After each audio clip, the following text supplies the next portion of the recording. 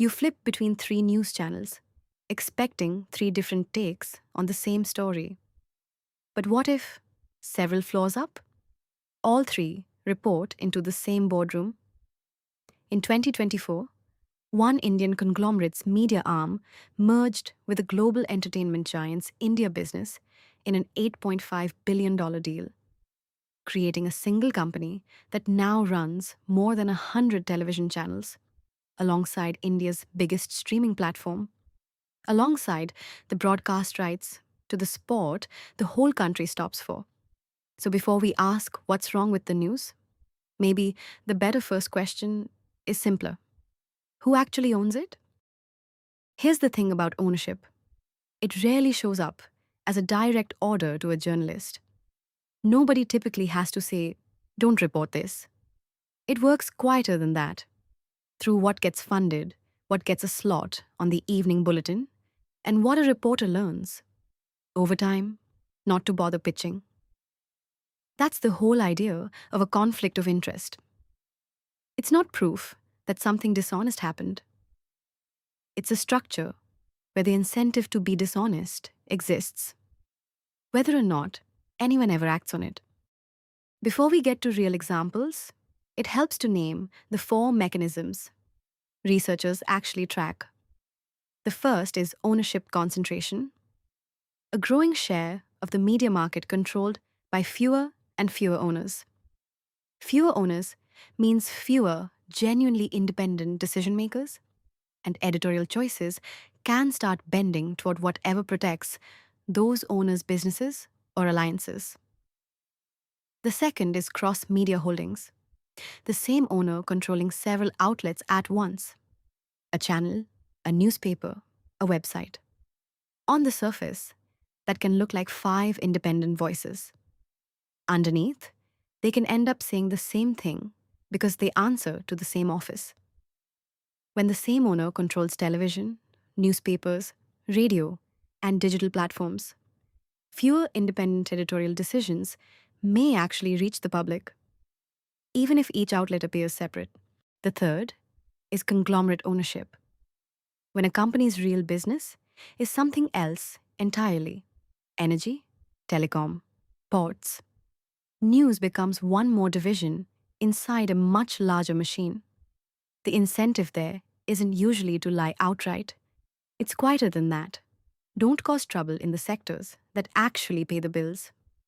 There's a fourth mechanism worth naming, and it's easy to overlook: political ownership, where individuals or organizations closely aligned with a political party own or control a media outlet. The concern isn't that every report from such an outlet becomes propaganda. It's that editorial incentives can shift toward protecting political allies the same way they shift to protect business allies. Same mechanism as before, different kind of ally. Let's look at what's actually on the ground. Reliance Industries took a controlling stake in Network 18 in 2014, the group behind CNN News 18, CNB, CTV 18, and Money Control. One 2019 report estimated the wider group's reach at over 70 television channels. Then, in 2024, came Geostar, the merger we opened with. Reliance's entertainment arm combined with Disney's Star India business, folding in Hotstar and JioCinema into a single streaming platform, with Reliance holding roughly 63% effective control. It's now the largest media entity in the country. Around the same period, a separate conglomerate, the Adani Group, acquired a controlling stake of just over 64% in NDTV, one of India's oldest television news networks, through a debt arrangement in December 2022. None of this is unique to any one company. Large business houses, old and new, have owned Indian media for decades. What's changed is the scale and the speed of consolidation. Here's the mechanism, and it has nothing to do with any particular party or government in office. When a company's core business, energy, ports, telecom, infrastructure, depends heavily on regulatory approvals, licenses, and government contracts. And that same company also owns a news outlet. A structural incentive exists to go easy on the regulator, whoever that regulator answers to. To understand why any of this matters, it helps to see where the money itself comes from. For most Indian news organizations, revenue arrives from three places: advertisers, who pay to sit alongside or inside the content; subscribers, the price of a newspaper or a cable package; and the owners themselves, who cover losses or take profits year to year, depending on strategy. Here's the imbalance worth noticing. Indian newspapers are among the cheapest in the world relative to what they actually cost to produce. Cover prices have been kept deliberately low for decades, often below the cost of printing. That's not an accident. It's a strategy built around chasing circulation, then selling that circulation to advertisers. What that does to the relationship between a newsroom and its reader is a big enough question to deserve its own episode. We'll get there. And it isn't only about ownership, it's also about who's paying for advertising in the first place. Government advertising across union ministries, state governments, and public sector bodies runs into thousands of crores every year. For many news organizations, it forms an important source of revenue. Losing that advertising can create significant financial pressure. Television news in India makes roughly 70% of its revenue from advertising, and advertisers pay based on ratings, called TRPs. So in 2020, when Mumbai police opened an investigation into ratings manipulation, it went straight at the industry's financial nerve. The allegation: households fitted with rating meters were allegedly being paid to keep specific channels running, inflating their numbers. Republic TV and two Marathi channels were named in the investigation.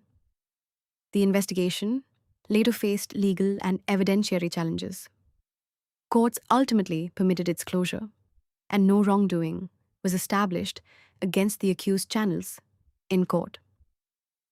Whatever actually happened in that specific case, the bigger point survives it. When an entire industry's income depends on a single number, that number becomes worth manipulating. That's not a scandal about one channel. That's a design flaw. In 2009, senior journalists raised an alarm. Election coverage was, in some documented cases, presented as independent reporting despite having been paid for by political candidates. The Press Council of India asked two of its own members to investigate. Their report: Paid News: How Corruption in the Indian Media Undermines Democracy. The original draft ran to roughly 36,000 words. What the council actually released, after internal objections from its own members, was cut to a fraction of that, reportedly around a tenth of its original length. The full version only became public later, after the Central Information Commission stepped in and ordered its release under the Right to Information Act. If RTI sounds familiar, that's not a coincidence. Same law, same watchdog instinct, showing up again. This time, turned on the press itself. None of this means every story from a conglomerate-owned outlet is compromised. Some of the country's most important reporting, including hard-hitting investigations, still comes out of large, corporate-owned newsrooms, produced by individual journalists doing serious work inside real constraints. What India is missing isn't effort, it's structure. India does have a publicly funded broadcaster, Prasar Bharati, but debates over how independent it actually is from the government have continued for years. Unlike some other democracies, India also has relatively few structural limits on how much of the private media market one company can own. That absence, not the people working inside the system, is the actual gap. So who owns the news? Increasingly, a small number of very large players, some old money, some new, some with business interests that reach far beyond media. Ownership doesn't tell you whether a story is true, but it tells you who has the power to shape which stories get attention and which never make it to air. That's why understanding ownership isn't about distrust, it's about context. Next, we go one level deeper. Not who owns the news, but what business model made ownership this attractive in the first place. That's next. The reader was never the customer. We, the people,